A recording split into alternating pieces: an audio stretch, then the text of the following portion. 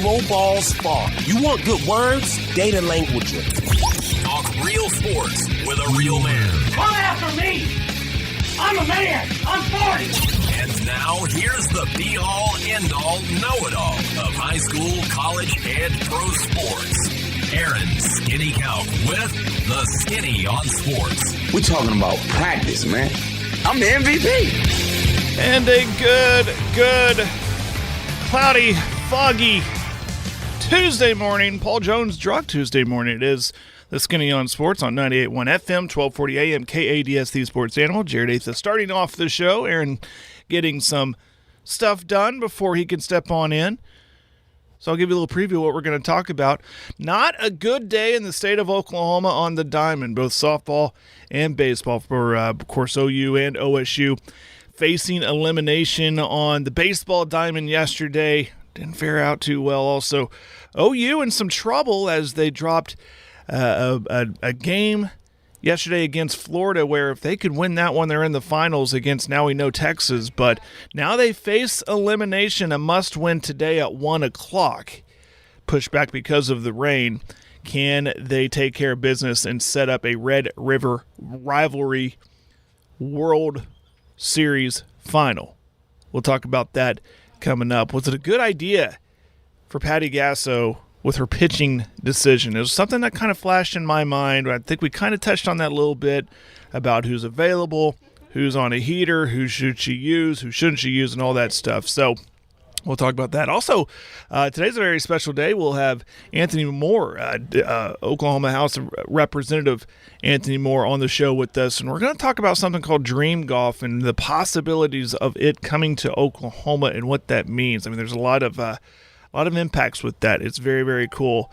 And what's going on with Caitlin Clark? If we have time, we'll talk about that really touchy situation that happened over the weekend with Caitlin Clark getting, tackled on the court, and really what the ramifications of all of that means. So that's what we got on the docket today, 580-225-9698. You can call, you can text. We love both. We love the input from our listeners. Please, if you have any questions, let us know. You got any input? We love to hear what you have to think about, what you have to say about any sports topic out there. If we've missed something, let us know about it. To bring our attention to it, definitely we'll talk about it.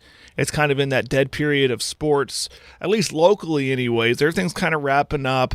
High school sports pretty much done. Had some all-state games last weekend, some all-star games all wrapped up. Maybe some light high school sports on the baseball diamond, junior highs, and stuff like that. But really, it's just kind of a dead period. So anything you want to talk about, we could totally do that.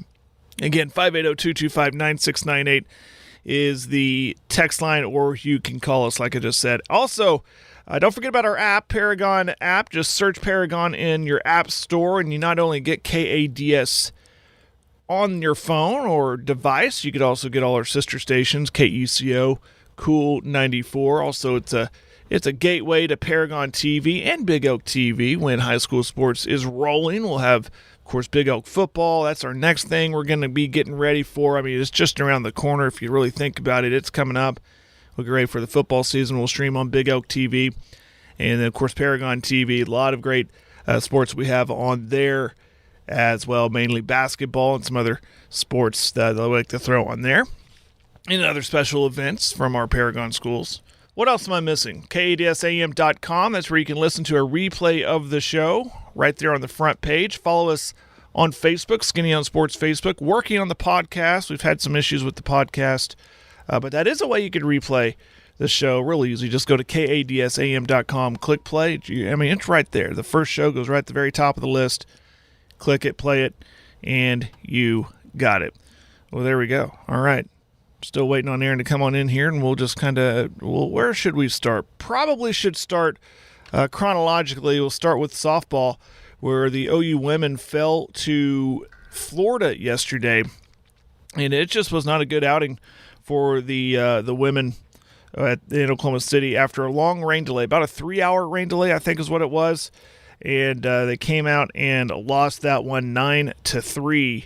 And I think a lot of the questions was, at least it was on my phone when people were texting me, was why did Gasso go with May and not Maxwell? Well, I could see the trust thing, and I've talked about the trust thing of leaving Maxwell in. I talked about that, I think it was during the Super Regional, where leaving her in, trusting, she kind of had a rocky start in one of those earlier playoff games, kept her in there until the bats came alive.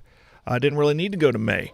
I think there it was, let's go to May, and as Aaron steps in, and we're obviously, Aaron, talking about the game yesterday between Oklahoma and Florida, and I see on the list here about Gasso and the pitching decision.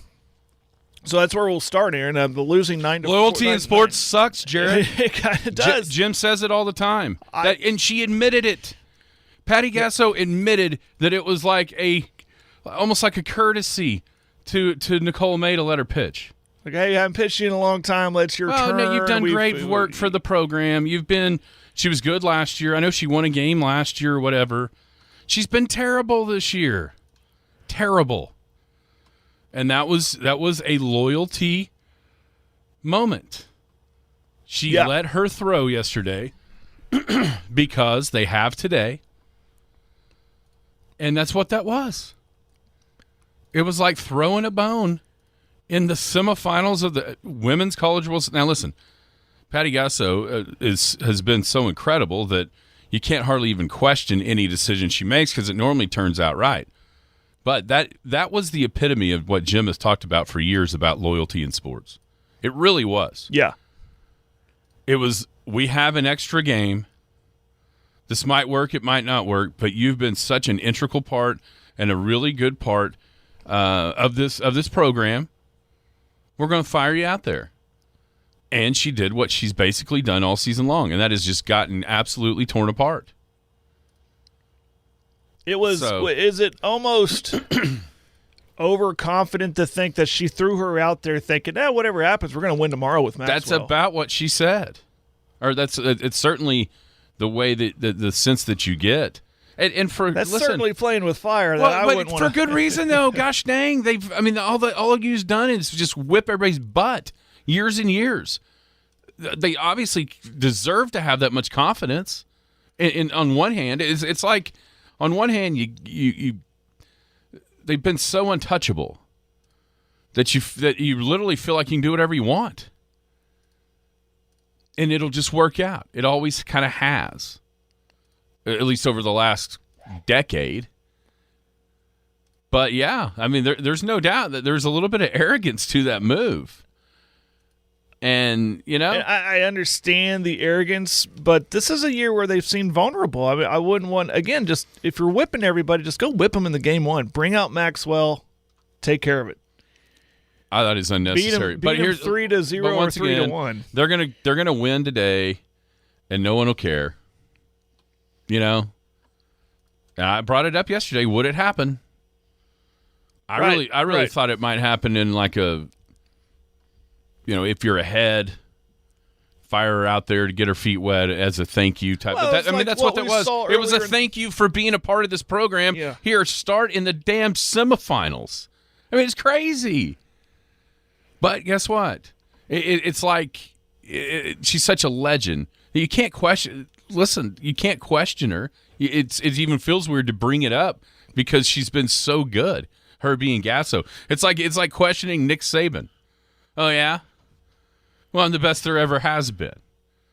So, or the coach that on the Water Boy, where he gives them some crazy instructions. They look at him funny, and he just points at his ring. Yeah, go on, boy. Go on. That's essentially what that was. Yeah. Now we'll see if it backfires.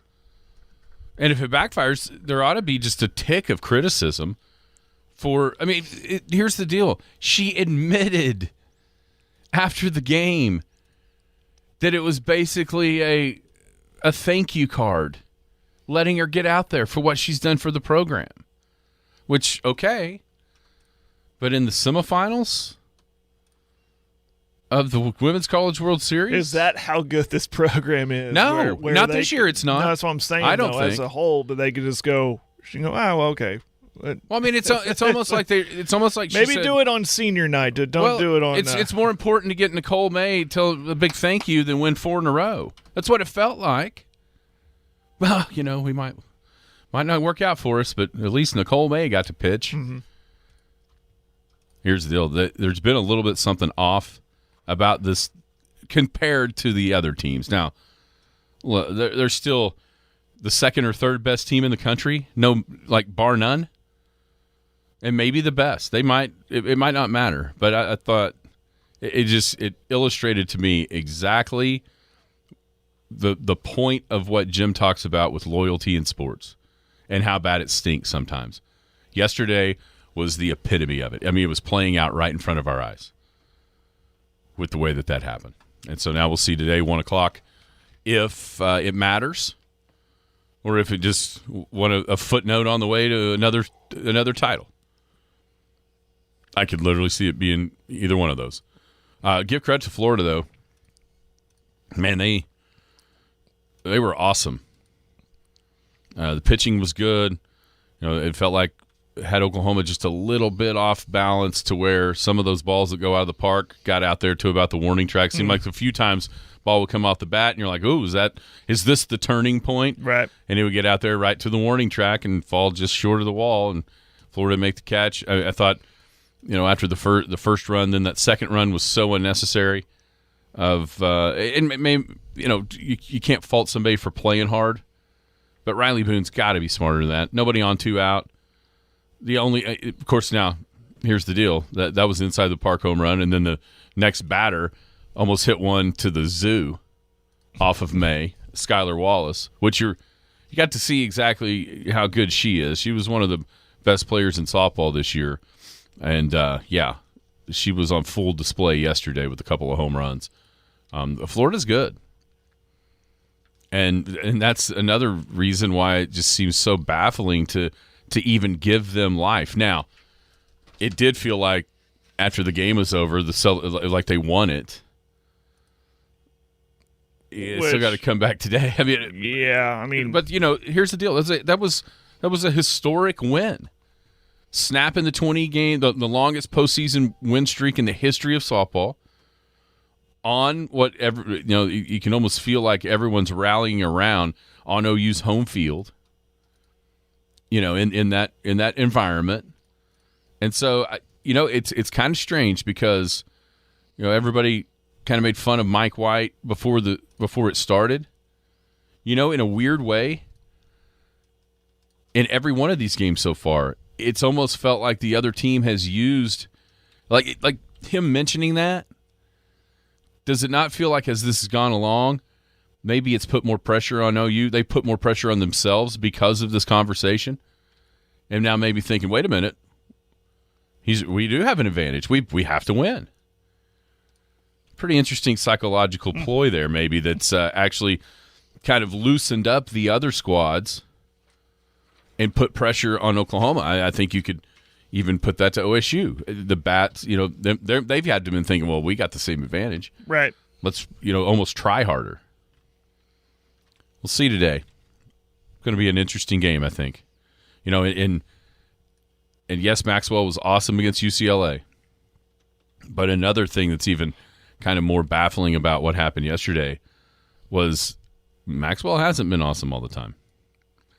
And now you've got a one-game situation where she has to be.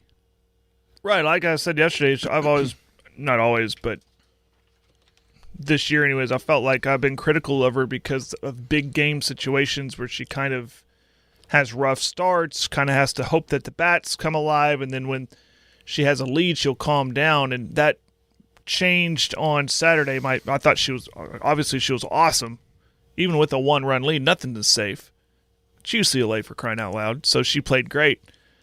So this is a bigger situation, a bigger pressure cooker because your season's on the line. Mm-hmm. Yeah. Win, advance to play your rivals that you'd want to get revenge on in Texas. They beat you by a combined 2 runs, right, in a series. No. 2-1, 2-1. Yeah, they lost the series because OU beat them by more in the first game. I mean, you know what I'm saying? I get what you're saying. They took the series. They took the series. OU won the game, 7-2? Yeah, the first, second, third game. No, first game. Yeah, like 7-2, and then they got beat 2-1, 2-1. So, I mean, total runs scored. Point is, close series loss they felt like they should have had. Yeah. But can't get there unless you get this one. Yeah, I thought it was a mistake, but that's just me. Patty Gasso knows more in her, left pinky fingernail, or even like the little edges on the side of your fingernail that hurt when you rip them off too much. Cuticle. No, not cuticle. The skin. Like when you get to the side. Anyway. But I thought it was a mistake to even allow, any belief to come from the other side. So now, it's going to be a dogfight today. I don't think there's any doubt. It's going to be. I'd be shocked if one of the teams wins comfortably today. I think you're looking at what you saw last night with Texas and Stanford. Close, down to the wire. One play may decide it. And that one play last night was crazy. It was. Canada, it was exactly how their season went. Last night was a microcosm of their season. She gives up one run on just that play there in this top of the 7th inning. Texas just gets in there and scores that one run, and nobody and they can do nothing with the bats. That's now the 10th time they've lost scoring 0 or 1 runs. Stanford has this season. It's crazy, man. Canada is so good, so very good, but even her wasn't good enough. So Texas awaits the winner of OU and Florida. That game 1:00 this afternoon in Oklahoma City. More disappointment, boy. I tell you what, Florida just absolutely bombarded the state of Oklahoma yesterday with the Gators beating OU in the Women's College World Series. Then up in Stillwater, Florida beats OSU 4-2. It's now the 3rd straight season that Oklahoma State has not been able to get out of a regional when they've been playing it at O'Brate. And, man, it's amazing how fast this stuff flips, because game 1, game 2, OSU looked dominant, hitting the baseball, got good pitching, and then these last 2 games against Florida, the bats just went away. And especially like after like the 3rd or 4th inning, they just could not hit at all. And so another huge disappointment for Josh Holliday and Oklahoma State not being able to get out of that regional. OU, the same thing. Last night, shut out for 8 innings, finally get a kind of a token run at the end, lose to Connecticut 7-1. Who should be more disappointed? Well, because of I don't think anyone went into this. I'm trying not to sound like a homer here. Yeah, you're going to, though. I can feel it. Well, OSU, they built this nice brand new stadium. They host the last, 3 years? They can't get out of it. Yeah. OU played a way worse team. No one ever expects OU to do anything in baseball every single year. They played a way worse team last night, and Oklahoma was the regular season champ of the Big 12. I get it. OSU won the tournament. OU was the best team in the Big 12 throughout the year. And they played one game in 5. What did they play, 5 games? Yeah. They played one. And that was the first game against a clearly subpar ORU from what they have been in the past. Then after that, they couldn't hit. And for that offense to score that many runs throughout the season and then just completely fall flat on their face on Saturday night, get beat 4-1 by UConn. I mean, even the games they won to get back to last night, it was nowhere near what they had been. And so, for me, Oklahoma against Connecticut, and I get it. Like you said yesterday, that's now the second time in 3 years Connecticut's been in the Super Regionals. Nobody's confusing Connecticut baseball with Florida baseball. No one. And I just think, and being able to whatever momentum is. See, that's why I think that's such an overused term. Shouldn't have OU had all the momentum going into last night after beating Duke and UConn just to get to that game, whereas OSU kind of had the disappointment of the night before, a little bit like what we see with the Sooners today in softball. But maybe Connecticut's way better than I think. But when you hear, oh man, got beat by Florida, you go, well, yeah, Florida's pretty good. I mean, they're an SEC team. And then you hear, got beat by Connecticut, and you go, oh yeah, out of the American Athletic Conference? Darn it. Blew that one.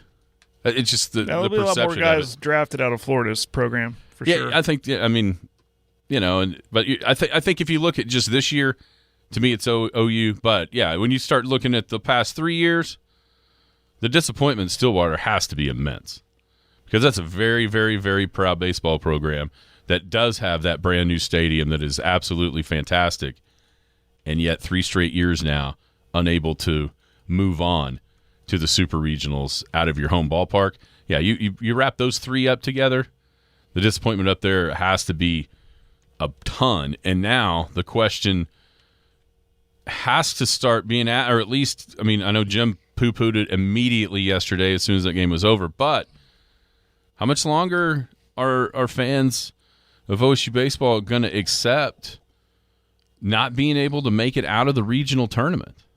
I mean, you can say all you want to that he's got things pointing in the right direction, and maybe that's true. But at some point, the pointing in the right direction has to gain at least a super regional. In the last 3 years, they haven't been able to do it. So suggesting a change? I mean, at some point, there's going to have to be some sort of pressure on him. I get he went to the World Series playing, and like you said, maybe things are pointed in the right direction, but at what point does the right direction have to result in actually winning a regional on your home field? Yeah, eventually you got to get results. Can't talk about it. It's wins eventually. Yeah. I don't know. That's the catch-22 of hiring your homeboys. It's even harder to fire them. So that's a tough spot. Rock and hard's place right there. Yeah, because you can see the potential that those teams have. Absolutely can see it. And at times this year, they really played fantastic baseball. And then at other times, it was what we saw the last couple of nights, just inexplicably can't hit. I mean, I think if you'd have told OSU fans you're going to have 2 games, just have to win one of them to make it to the super regionals, and you're going to give up a combined in those 2 games 9 runs, you're set. You're okay. All we got to do is score. You know what I mean? Yeah. And you score 4 runs in the last 2 games that get you beat. Yeah, the disappointment there has to be pretty bitter when you add it on top of what's happened the last 2 years as well. Yeah, it was a bad day. It was a bad day all around for the state of Oklahoma in the stick and ball sports. Not only there in the baseball, but also obviously in the softball. So, it's those 2 teams certainly appeared to be better than what their playoff results have, what they ended up showing. I really thought there was a great chance that both were going to make it through their regional, and for Oklahoma State probably got beat by the team you thought might beat them. Oklahoma didn't. Oklahoma didn't even have to. They obviously beat Duke to eliminate them, but Saturday to me was the day that OU lost this regional. They get by ORU easily without having to pitch Braden Davis. And then they blew the Saturday game. Davis was pretty good, and they just couldn't hit. Yeah, the offense went away. Yeah, went completely. I mean, think about the last 5 games that those 2 teams played. The Cowboys scored 4 in their last 2 games, and OU scored 1, 5, 11 the last 3, which sounds better than it really was when you watch the games. So, disappointing, no doubt about it. What do you think? Do you think yesterday swung the thing? Do you think yesterday's game has given Florida the confidence that they need to pull off what most people would have thought was almost impossible, and that's beat OU back-to-back games in the Women's College World Series? Well, how many times have we seen it this year anyways when there's a win and it looks like the opposing team is celebrating like they just won the whole dang thing? It felt a little like that yesterday, and then OU would come out the next day and save a series or get revenge or whatever. So makes you wonder if Florida just kind of overdid it yesterday. Did they do too much in one game and not realize team is hard to beat 2 times in a row? I mean, I'd have to go back and look. When's the last time that's happened? When? Where? Ever. Well, they got beat 2 times in a row by Oklahoma State this year. They got beat 2 times in a row by Texas also. At the World Series, it's probably been, the Alabama year? Was that a decade ago? When OU won the first game and lost the last 2 against Alabama? Yeah, it's going to be tough. But somewhere in there. Yeah, did you see that stat when it looked like they might get run ruled? Did you see that one pop up on the screen? No. Oklahoma's been run ruled 1 time in playoff softball in their history. It was back in 1995. Oh, wow. And yesterday was their 218th playoff game or tournament game. They've been run ruled once. There for a little bit, it looked like it was going to happen again. And if they, the home run, who hit it there at the end? Jennings hit a solo shot, and then anyway, it would have happened because it felt like Florida was going to get one person on and hit a home run. It was going to be 9-1, and that was going to be it. And that streak was going to be eliminated. There was a lot of them. First time Patty had ever lost to an assistant. She was 52-0 against former assistants until yesterday. It's like a Nick Saban stat. Yeah, it is. I mean, it was amazing how much a lot of those numbers that popped up reminded you of time like when Saban was losing to like Kirby Smart or somebody or Jimbo for that first time. There was a lot of those numbers. It was just almost hard to believe that, 1, they were losing like that, and then 2, exactly how long or how dominant they. I mean, a lot of times that's what happens, right? A loss almost brings out the numbers out of the woodwork to show dominance as much as just winning again. They just won 4 in a row. Yeah, whatever. They just won again 4 in a row, and that could still happen also. But when you see that loss, and you're just like, holy cow, it really has been absolutely incredible. How big is her coaching tree? I mean, I know it reaches to Utah. You just mentioned Florida, Oregon, Oklahoma State. Oregon. There's a bunch of them. They were talking about it after because they had Walton on the other day, right before the first game with OSU in Florida. And then he mentioned some different coaches. Yeah, Utah was in was that the World Series last year? Or was that the Supers? They were in the series. The series, its first game. Yeah. Yes. So Oregon was in the Supers this year. Obviously, OSU, Florida. There's tons of it. So, pretty crazy.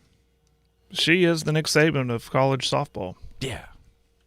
Yeah, there's no doubt about that. All right, we're going to completely switch track here. When we come back, Representative Anthony Moore, House District 57. He's going to join us, and he's going to talk about the possibilities of what is called Dream Golf. What is that? Who's involved with it? We'll talk to Anthony next. Skinny on Sports, right here on The Sports Animal on the Paul Jones Drug at Tuesday. Paul Jones Drug is Elk City's most experienced compounding pharmacy, meaning they can custom make your prescription medications to your doctor's specifications, safely and effectively providing you with exactly what you need. And for your convenience, Paul Jones Drug has a drive-through pickup window as well as curbside service for testing and vaccinations and offers free local delivery. Just a couple reasons you should choose Paul Jones Drug, 809 North Main Street in Elk City. I'm Rodney Skinner with Paul Jones Drug, and I promise we provide care you can trust. The Skinny on Sports. You can't say on the air. Don't worry, nobody's listening anyway. Welcome back, Skinny on Sports, 98.1 FM, The Sports Animal, hanging out here on a Paul Jones Drug Tuesday. Paul Jones Drug here in Elk City is the oldest compounding pharmacy. They've got free local delivery, drive-through pickup, curbside testing, and vaccinations. Long-term care unit packaging, that's their blister packs. Paul Jones Drug, 809 North Main, right here in Elk City. Paul Jones Drug. It's care you can trust. We appreciate Rodney and all the gang down there at Paul Jones Drug. Another guy that's familiar with Rodney from back in the days of Red Tornado. Joining us now is House Representative of District 57, Mr. Anthony Moore. Anthony, how are you?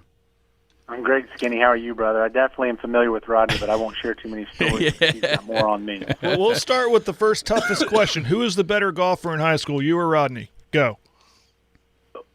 Heads up, it's me in high school, but if he didn't play every other sport possible, he would have been the best by far.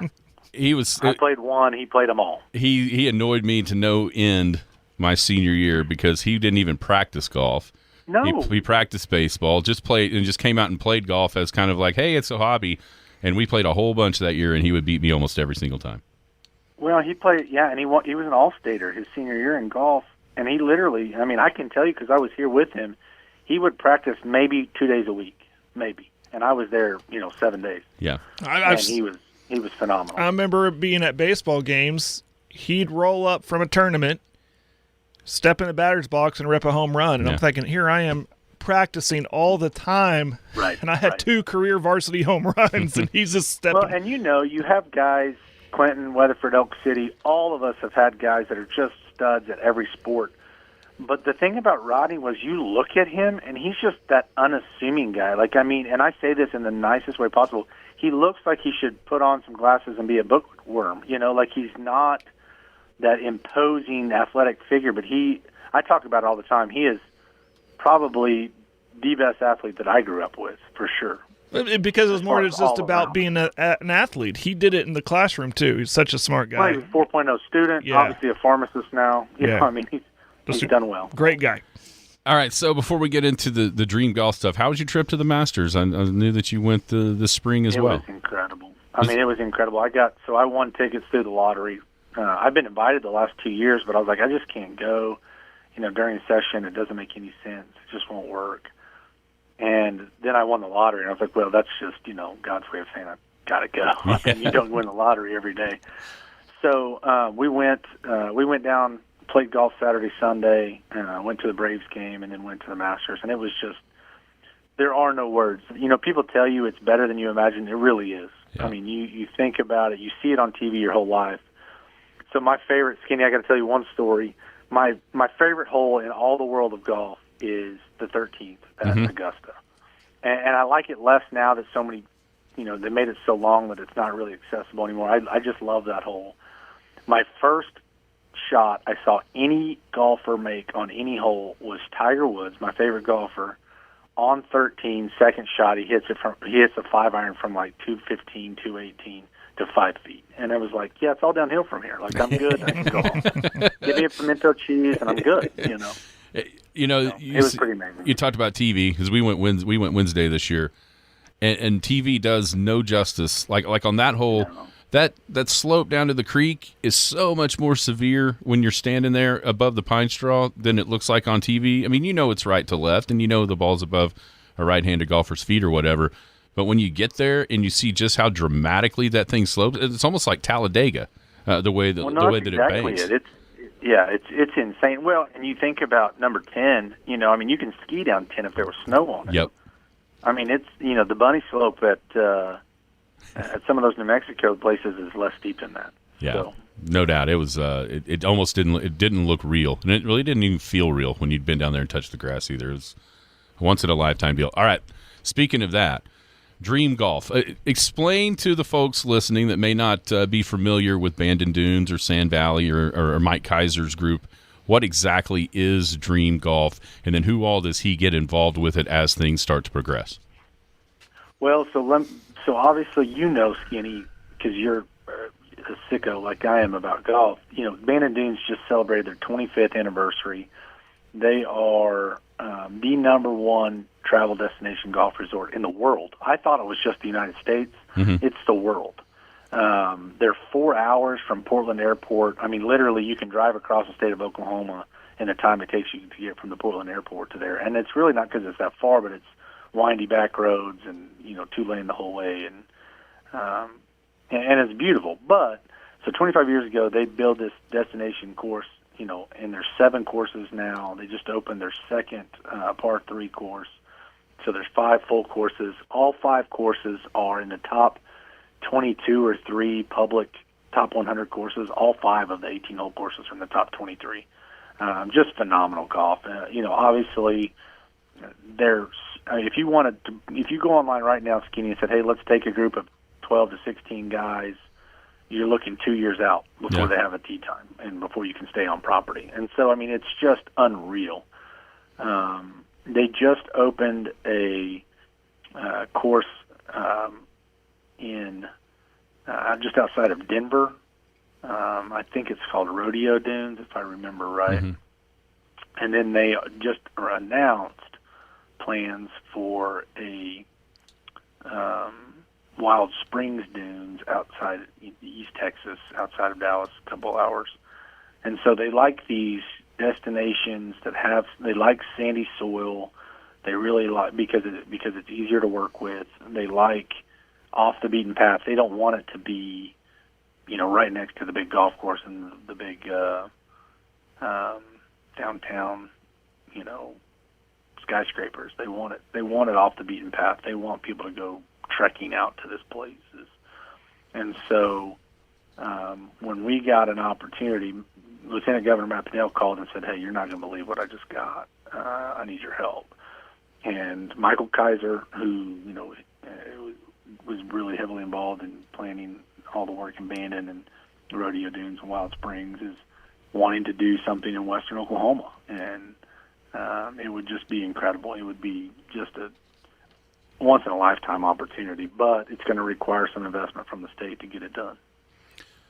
So it was this something that he, being Michael Kaiser, kind of had this idea? Has he actually seen, the Bowling Springs area? Has he been on Bowling Springs property? How did that all sort of come about to get on Matt Pinnell's desk?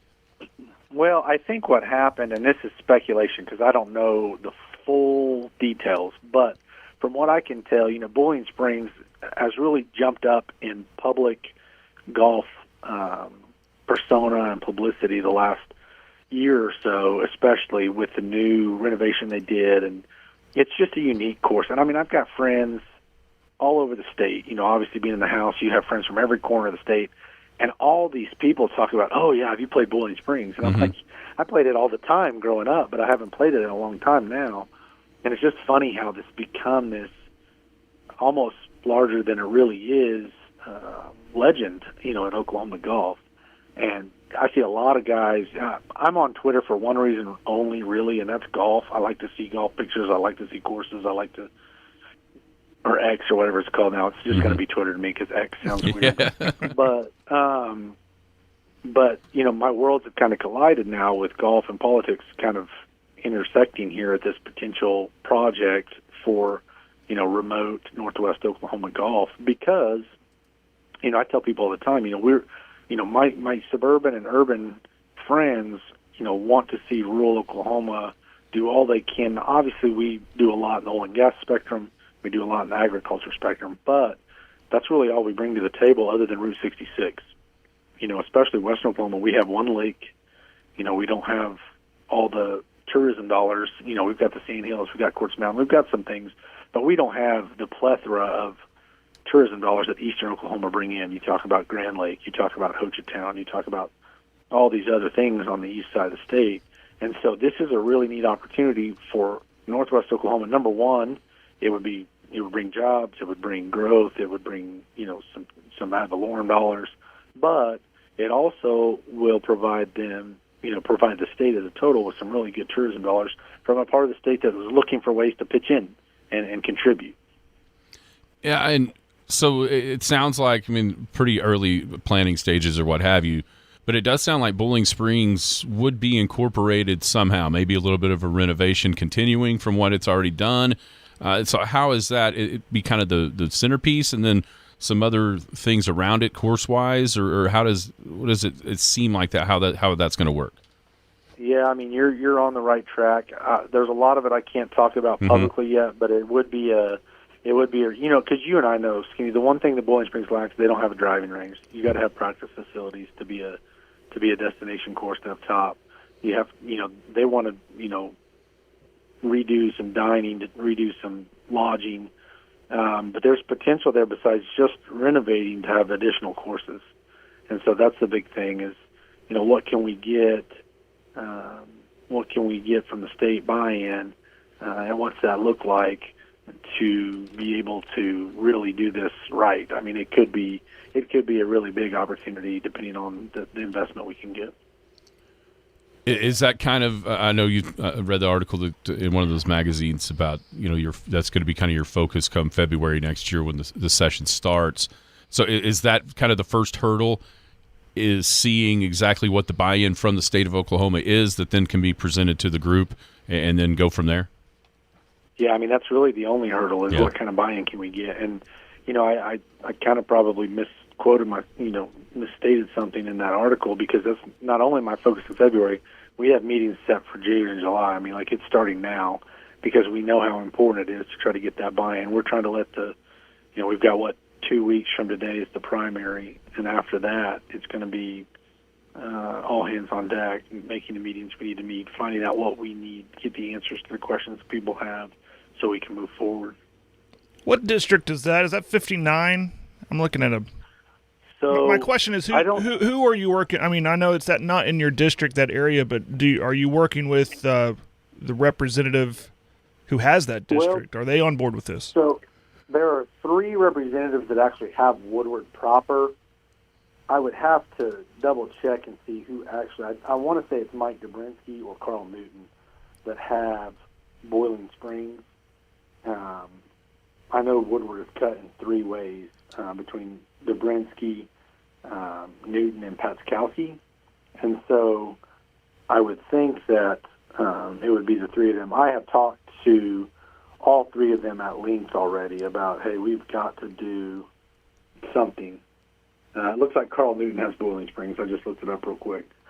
They understand. And, I mean, listen, Carl Newton's district is, Alfalfa County, Major County, that part of Woodward County. I mean, they're really hurting for anything other than ag and oil and gas. I mean, they have nothing else. I don't think that's an unfair statement. I mean, I love Fairview. I love Cherokee. I love Alva.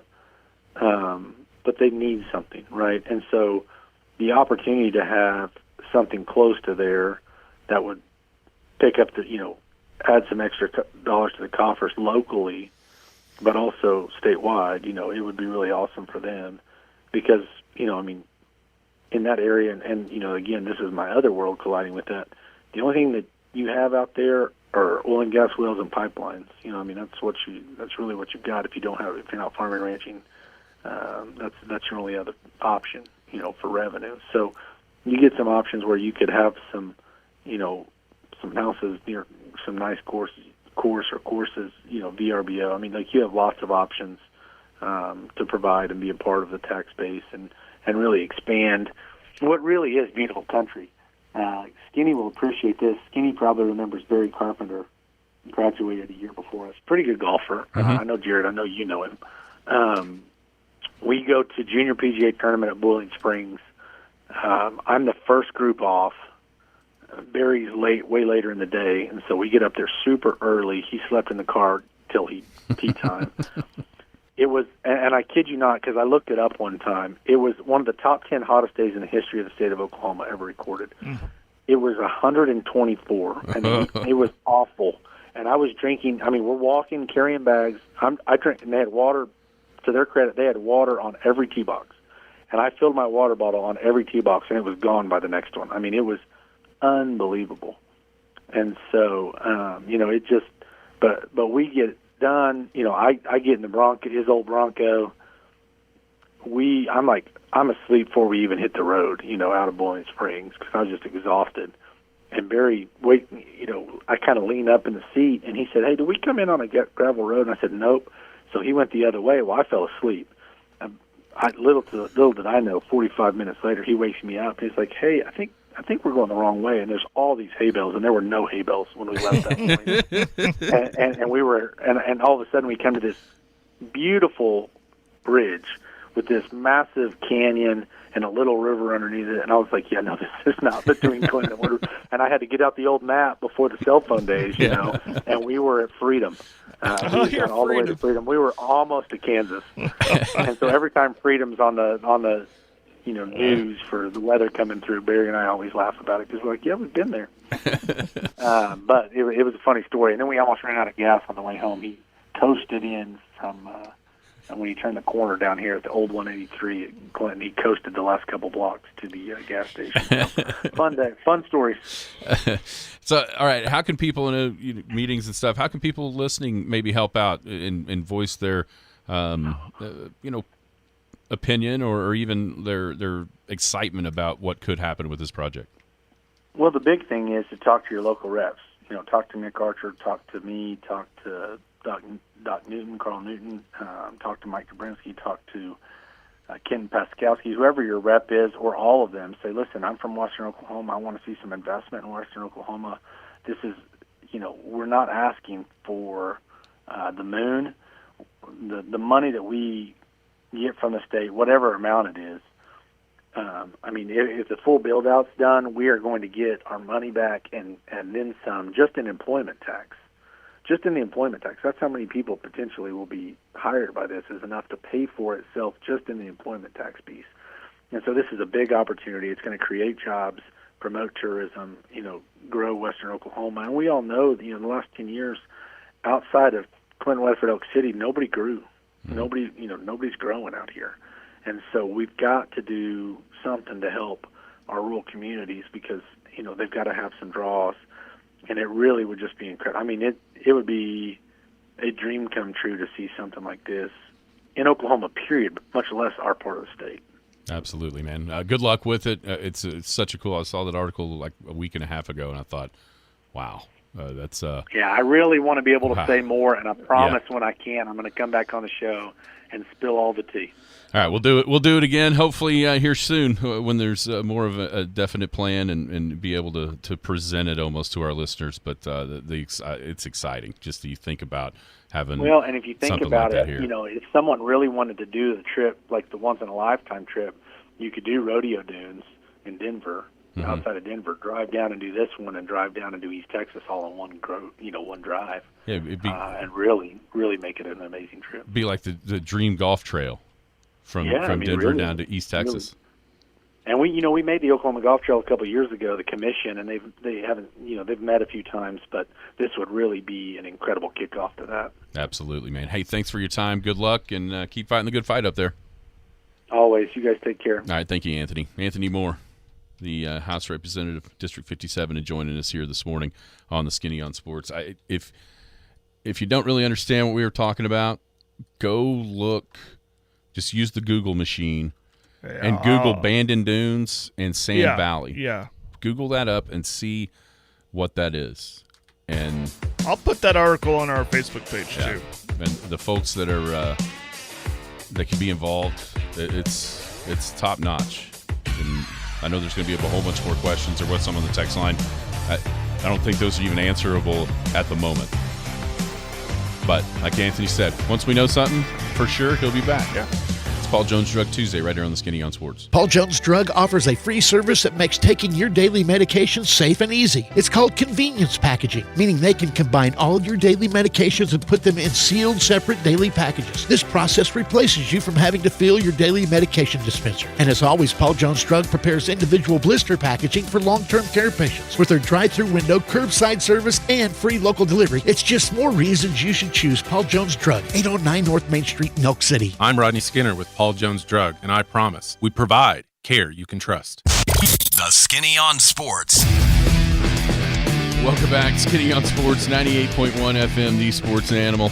The text line just named it. I was going to say, what are we going to name this? Hillbilly Dunes. Hillbilly Dunes. I love it. Why not? We got Rodeo Dunes up in Colorado, which I'm looking at their website right now, their plan for this. And you said it off air. It makes total sense. And like what Anthony said, too, it's off the beaten path away from Denver, but not hard to get to. There's a highway there. And that totally makes sense. What's the highway that basically turns into the Northwest Expressway? From Woodward that goes... you can have to tell me what the name of the highway. But, so it's easy. It's not a hard drive for those who want to commute from the metro area. We know how to get there. It's not hard for us either. And but this place in Colorado this Rodeo Dunes, and it looks like a links course. There's no trees around it, very sandy soil, and and very accessible. Looks neat. This is exciting. 270 is what I'm. Yeah, 270. 270. My apologies. I believe that's the same highway. I could be wrong.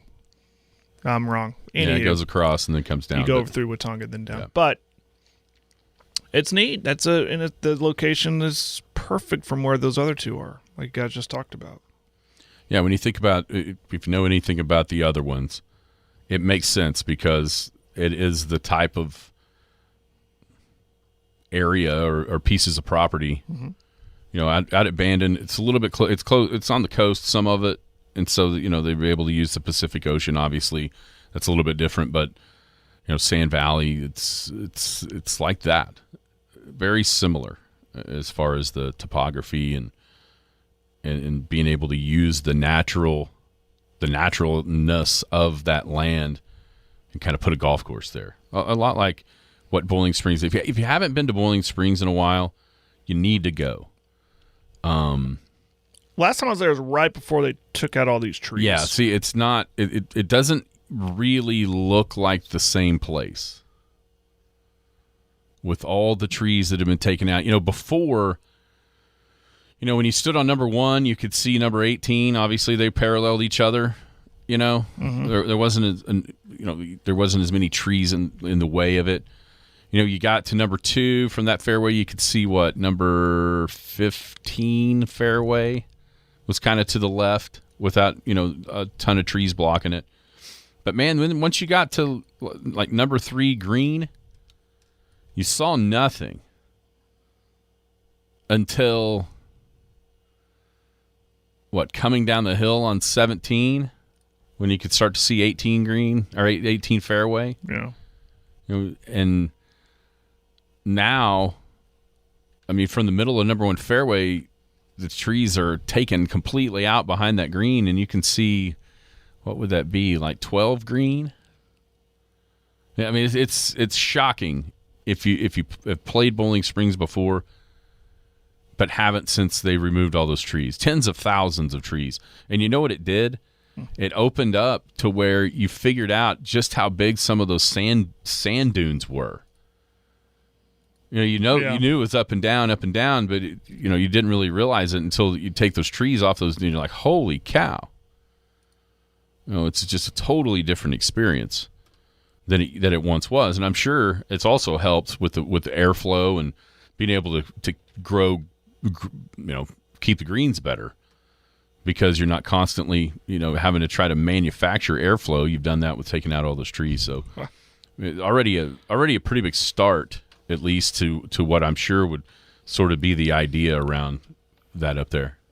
I got a buddy who lives in Moreland. I sent him that link.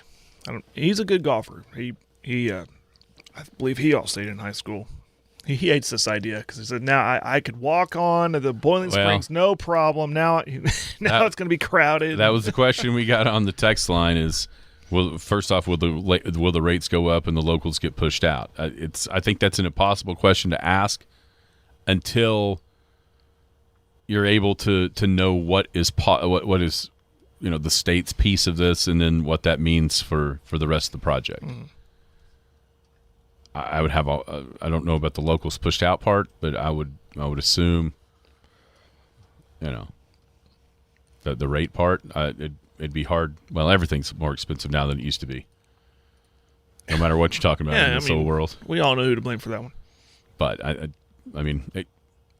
would probably, I'm just guessing, but I'd probably say it would be a little bit more expensive than what it is right now. At the end of the day, I'd say that could be the truth. And I know hindsight's 20/20, but you got to think about what Anthony talked about, the economy and pumping money into local economy and where that money's going. Goes to the state, goes to the Woodward area. This thing's going to create jobs. I know that's hard to see immediately, but oh sure, but you think about tons of tourism that comes up there. Look at Ho Chi Town, right? Look what they figured something out down there, and tons of money is being flowed into there. Tons of money.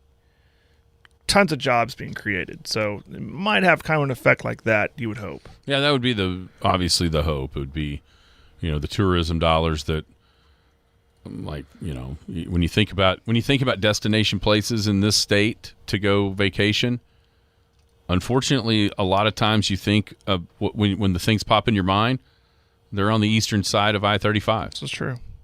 Grand Lake up there with Shangri-La and what they've done. Of course, I just mentioned Ho Chi Town. Eufaula, everything around it. Yeah. Unfortunately, even at the lakes, there's more commerce on that side of the state kind of tied into the lakes than here on the west side. But this is a different this would be a totally different thing than any of that. And, I mean, it would vault northwest Oklahoma into not only the rest of the state consciousness, but you're talking about nation and maybe even worldwide with the track record of the group that the state of Oklahoma could be working with on this project. It's a fascinating idea, exciting idea now to see what, if anything, comes about with it. And I'm sure that'll be a big discussion, and hopefully, come fall or so, heading into the legislative session, we might have an idea of what could be proposed, and Nathan can come back on and tell us all about it. All right, Jared, just real quick, why do people hate Caitlin Clark? I do not know. Or do people hate Caitlin Clark? I do not know. That was pretty rough over the weekend. I didn't see, so I'm trying to reserve judgment on it because I didn't. Sometimes that is taken out of context unless you've watched the entire game. Sure. Was there an elbow thrown earlier in the game? Was there a hard block out or something on Clark's part? I don't know. So I'm not trying to. You saw the social media blow up and people run with it with one side or the other to push an agenda or an opinion. So I don't know. And I did listen to what Stephen A. had to say about it and how it's not a good look when this is a person that's coming. You're trying to elevate this sport that's been, since its inception, has been struggling to maintain viewers and people going to games, etc. And this person comes in and it looks like she could be, maybe not a good term to use, but the savior to save this sport, to get people interested in watching and everything. And then that happens. But she shouldn't be protected either. She's still a basketball player. And so, I don't know. She's very, I guess, polarizing. So is Angel Reese, and so are others. But I don't hate her. Honestly, I don't have any opinion about her, one way or the other. It's amazing to me, though, when you see the numbers of, she's on a losing team, but people still will show up and buy a ticket to come there and watch her play. How long that lasts, I don't know, though. Is it going to wear off and she needs to start winning then, like she did in college? Yeah, I don't know. I think it's interesting because the people that hate her the most are the ones that will benefit from her the most. Yeah. And this jealous. Such a head scratcher. Because they're jealous. It's simple jealousy from the players in that league they've never been talked about in their entire lives since they've probably been in college. The WNBA has never been talked about on a talk show like this or Stephen A's show. Yeah. Ever. Just see, you got called out. Somebody who said, called him out. You said, you never talked about that. That's right. Yeah. But why now? See, that's the point that I think that everyone's missing is the only reason Angel Reese can make a fool of herself in front of the media talking about how celebrities come to watch them too. Okay, the numbers are blatantly obvious. The games outside of the ones Caitlin plays in get about 6,000 to 7,000, which, oh, by the way, is an uptick from prior seasons. And even in the locations Caitlin Clark's not in, she's generating interest in the WNBA for the other squads. Then you look where she does go, and it's 10,000 more at like almost $18,000 a night over the past week and a half. And so it's just pure jealousy. I mean, for Angel Reese to act like people, I'm not going to tell you that there aren't people tuning in to see Angel Reese, but she is not moving the needle. As a matter of fact, just like in golf, Tiger Woods is the needle In the WNBA, Caitlin Clark is the needle. She is. Mm-hmm. Yeah. And everything else, it right now, they might be the people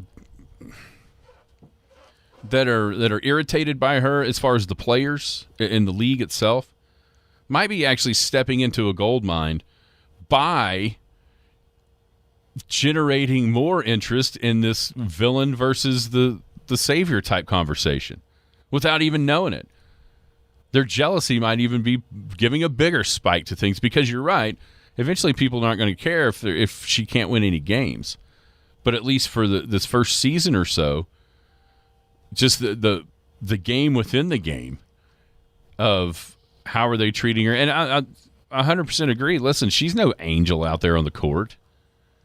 She does all kinds of stuff. She talks trash. She does. I mean, the point isn't that she should be like allowed to do whatever she wants. Mm-hmm.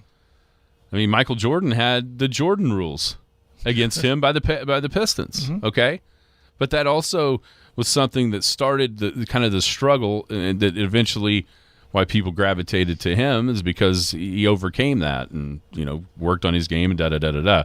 I don't know that the WNBA is destined for any of that, but at least right now, the only problem with any of this is just pure jealousy. And let's be quite honest, a lot of the players in that league have no idea how to deal with the media because they never have had to because nobody paid attention. It's true. And now that Caitlin Clark is in that league, there's a totally different spotlight. And say what you may, everyone else, the fact of the matter is the only reason is because of her. The only reason. Nobody cares about the quality of the basketball. Nobody cares about any other storyline outside of Caitlin Clark. And now it's like her struggle through the wilderness of people being mean to her. It's like an episode of like the movie Mean Girls. She's she's gonna figure it out. Yeah. And being she's not an angel. No, you can't be in basketball. Right. That's you right. have to come out with an edge. You have to be physical. You might have to. Jordan did that too. He'd come out and say things and do things and create that edge because he was a competitor. I think she's a competitor, and she knows she's not perfect, but she's probably taught, and we teach our kids. Everybody teaches her. You got to come out with an edge. You can't play scared. Mm-hmm. And she's not playing scared, and then she's bringing that to the WNBA. And you're right. There's suddenly the camera's on. All this attention's coming to the league, and there's a little jealousy there. There's a whole bunch of jealousy. Yeah. The one thing I would ask, and Jim brought this up yesterday, is there jealousy not only through the league but also by our own team? Because where are they? Nobody's really coming to her defense. Her own teammates. Well, they're going to have to learn to. They're going to have to learn that this is the new normal. There's attention to this league. Yeah. Yeah, suddenly is correct. And that suddenly is Caitlin Clark. Okay, that's the last time we're talking about it. Okay. Until she gets walloped again? No, we're going to just let it go. Hey, don't forget, $5 chicken fried steak special today at the Boomtown Grill. What a perfect place to go watch the softball and have a $5 chicken fry. Everybody have a great day. You've been listening to the Skinny on Sports podcast with Aaron Cow. Be sure to hit that subscribe button to get alerts of when the latest podcast is available. Thanks for listening. That ball is blistered to right. Way